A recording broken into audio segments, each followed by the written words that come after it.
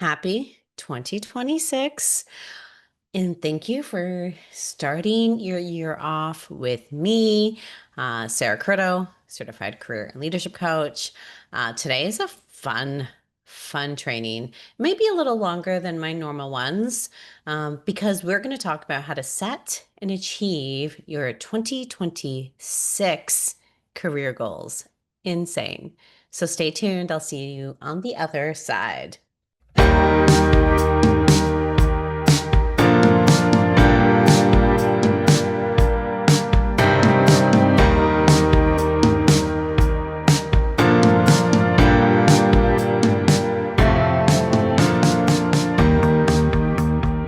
Hi, I'm Sarah. I've already introduced myself. Welcome to my channel.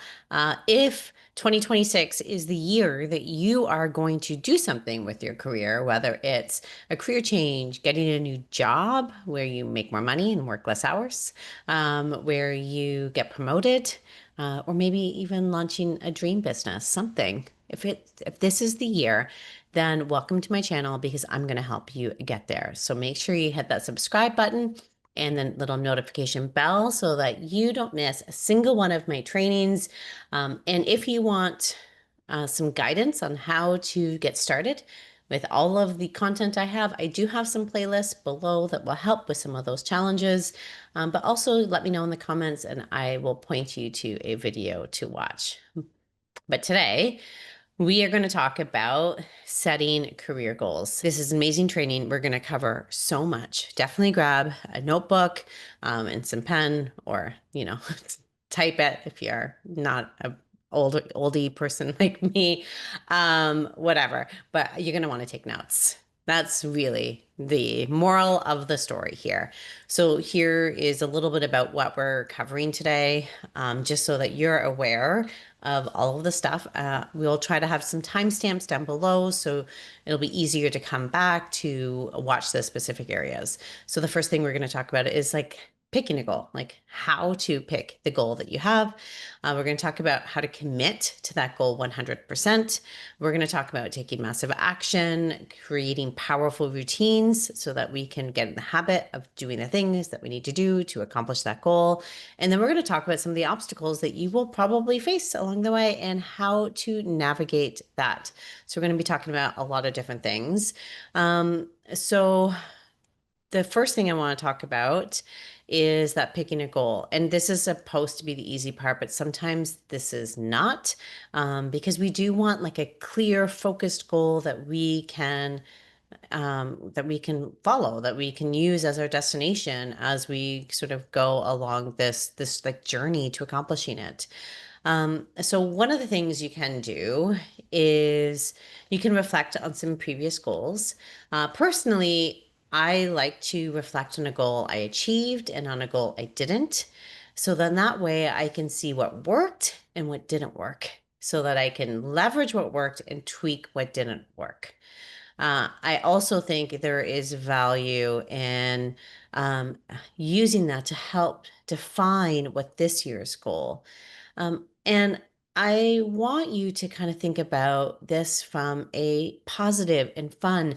I don't want you to say, I want to quit this toxic job, because that actually isn't that hard of a goal to accomplish. But sometimes what happens is then we just end up in another toxic job.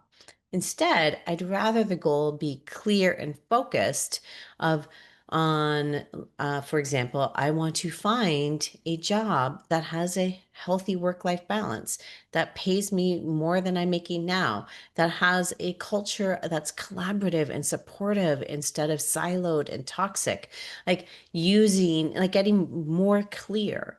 Because when times get tough, and let me tell you, times will get tough, it is so much easier, and the science backs this up, to use a positive goal to work towards.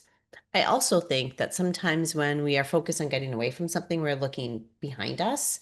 And when we're looking behind us, we're not really looking where we're going. And that's how we stumble into another job that we don't really want. So I want you to be clear and defined. If it's a career change, your career change would be similar. So instead of a job that has these, it's a career that offers these. Or it could be, I want to figure out 3 careers that I would be interested in exploring. So that would be like a step to, like, you might want to end up in the career. That would be maybe potentially a step along the way, which I'm getting ahead of myself. If it's a promotion, I want to be promoted into a VP level role, a director level role, a manager level role this year. And I want to be having these sort of responsibilities, like a much clearer and defined goal so that we can really use it to motivate and inspire us and keep us determined to go through it. So let me know in the comments, what is your 2026 goal? And I want to know why. Why are you wanting to accomplish this goal? Let me know below.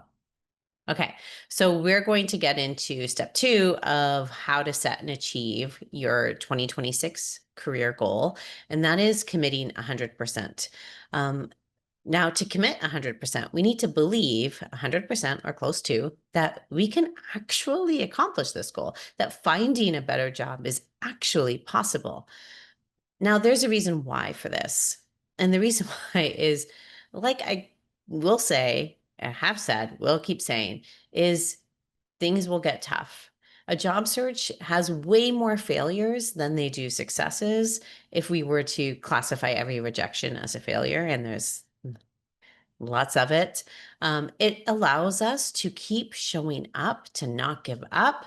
It also allows us to think outside of the box. Like, the more stressed we get about accomplishing a goal, the more committed we get to our actions, which kind of narrow our focus of this is the only way I'm going to find a job.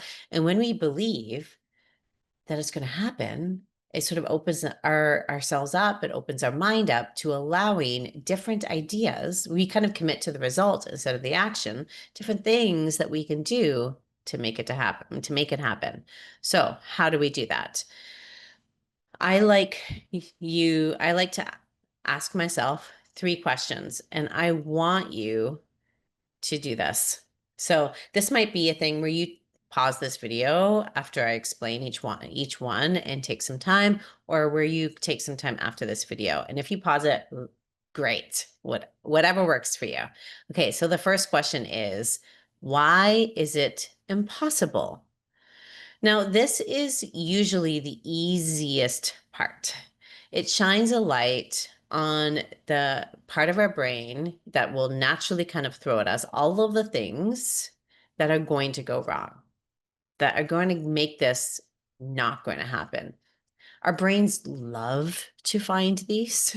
So this is usually like super easy. So I want you just to get it all down, all of the reasons why it's impossible for you to fulfill this 2026 career goal. The second question is, how is it possible? Now, this is where we begin to push our brains, because this isn't always readily available. Like, sometimes there's a few things, like 1 or 2, like your list should be more than 3 things. Our brain, I loves to give us 3 to 5 things. We want more than that on each of these lists, but this is where we lean on hope. It's creating thoughts that we can access right now, or even when we get through those tough times at the bottoms of our lows, to keep us showing up, to keep us committed. The third question is the hardest question. This is the break your brain type question. And this is what coaching is all about. It's breaking your brain, it's expanding your thinking so that we can expand what's possible for you. And this question is, how is it inevitable that this is going to happen? Like, there is no doubt in your mind. If you were to get to that, no doubt in my mind, because and why this is so hard, it's asking ourselves to delusionally believe in this goal. Now, if this is easy, then our goal actually isn't that hard, which in a job search might not be bad. But depending on your goals, we might want to touch on that. So let me know, was this, if that was super easy, and let's see what your goal was, and let's see where we can sort of line these up. So why is it impossible? How is it possible? And how is it inevitable that you can accomplish your 2026 career goal? That's going to allow us to do the next thing, which is taking massive action. This is not just dreaming about our goals. Like, I know for me, I spent a lot of years dreaming about being in a career that I actually liked.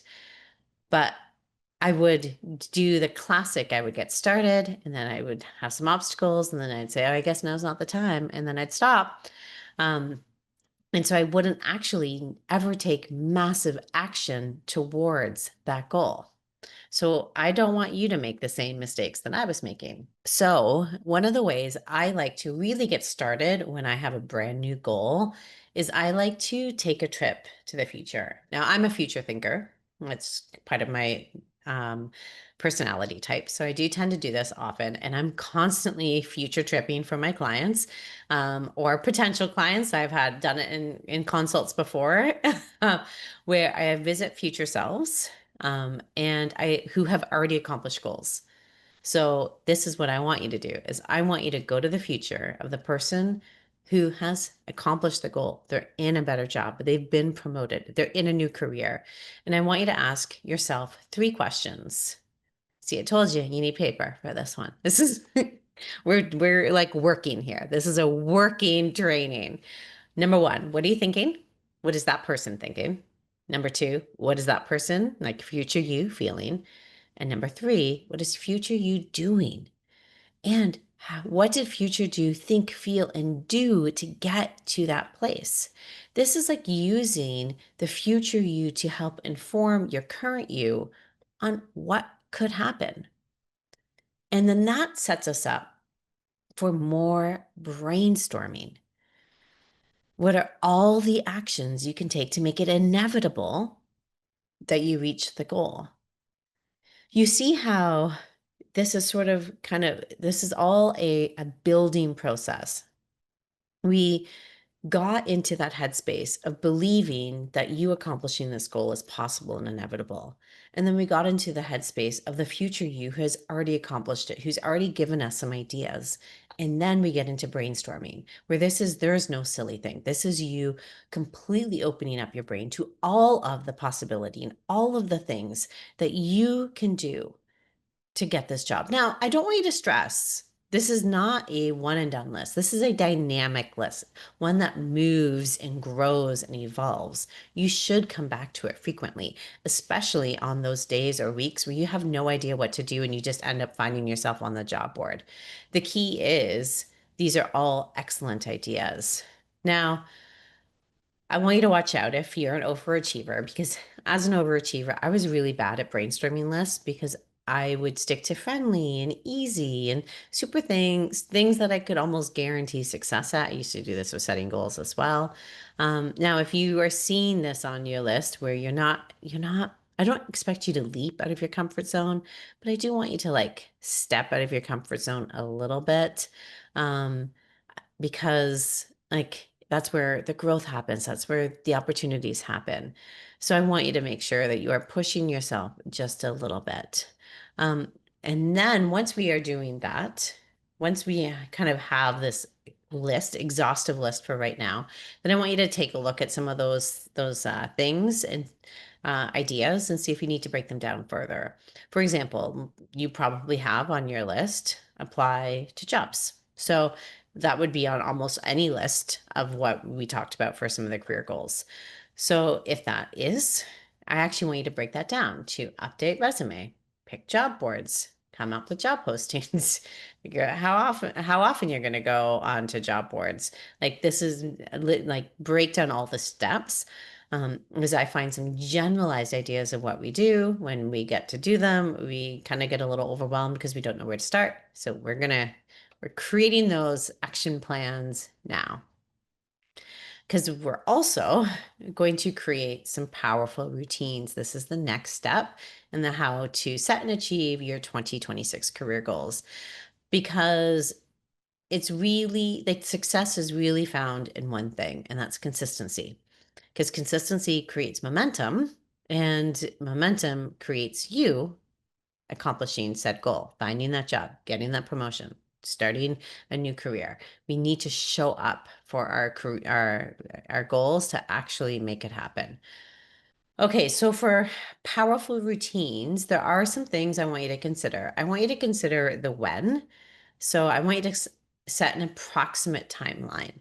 Now, if you are looking for a new job, the average job search time right now is, we don't really know, but it's anywhere from 4 to 7 months to 6 to 9 months, depending on the stats, maybe even a little bit longer. So if you are currently working, maybe give yourself a year. So by next Christmas, if you are actively seeking, then maybe in the 6 month range.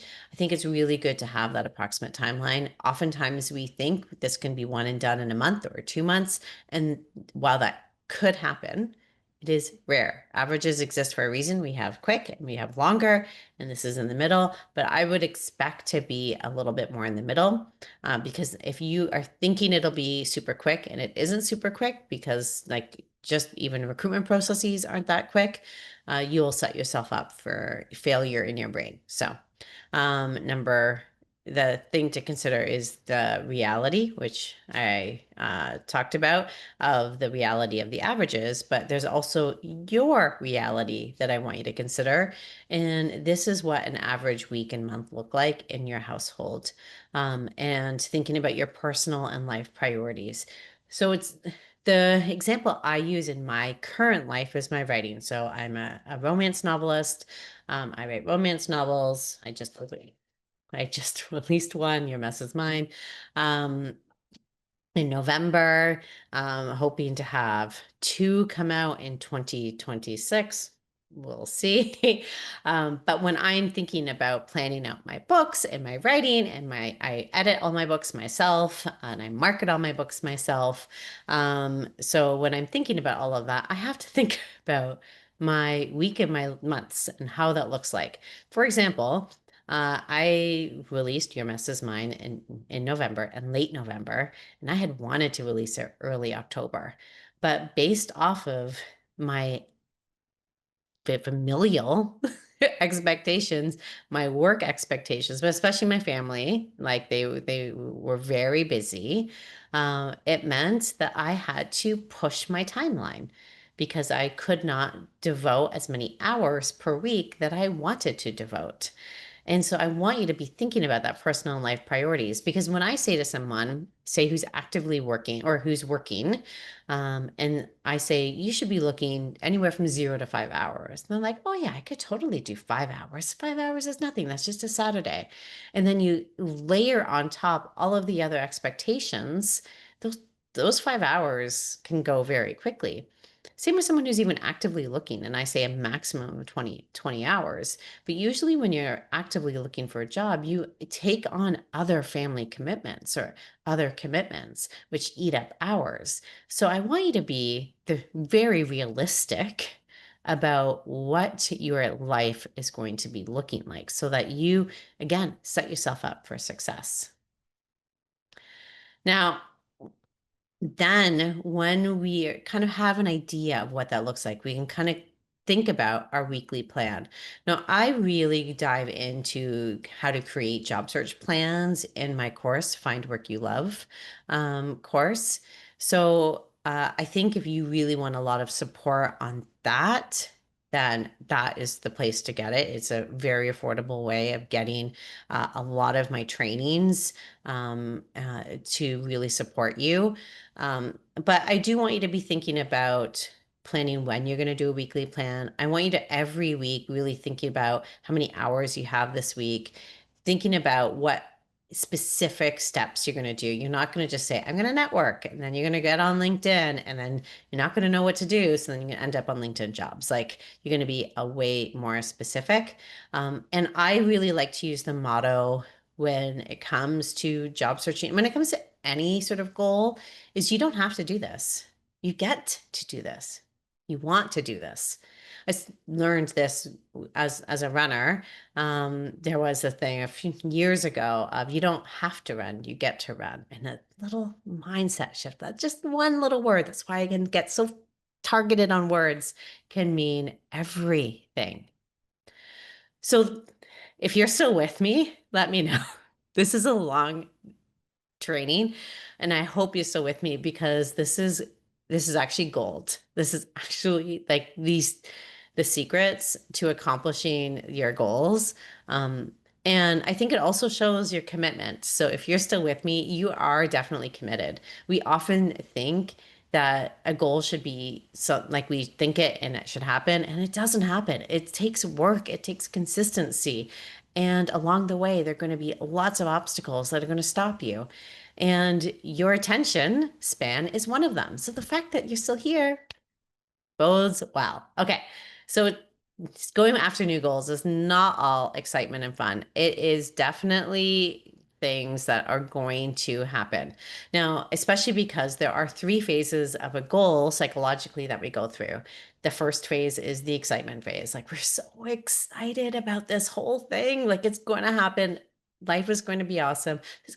I might even do this by February. I'm like, so excited, especially after we get through that inevitability and visiting our future self. We just want to be there so bad.